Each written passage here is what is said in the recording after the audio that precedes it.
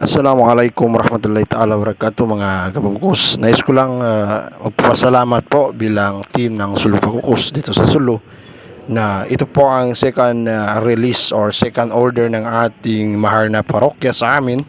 Nasa 17 pieces po ang item na blade na in-order sa atin at 5 piraso na kombucha bit, no? Maraming salamat Brother Ed sa tiwala at sa pagsuporta sa amin dito.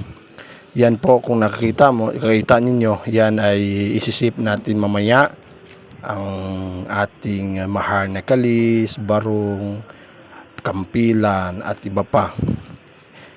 Salamat brother na naway paramihin pa ang inyong blessing dahil marami kang talaga na itulong sa amin at sa pag-share ng inyong mga blessing.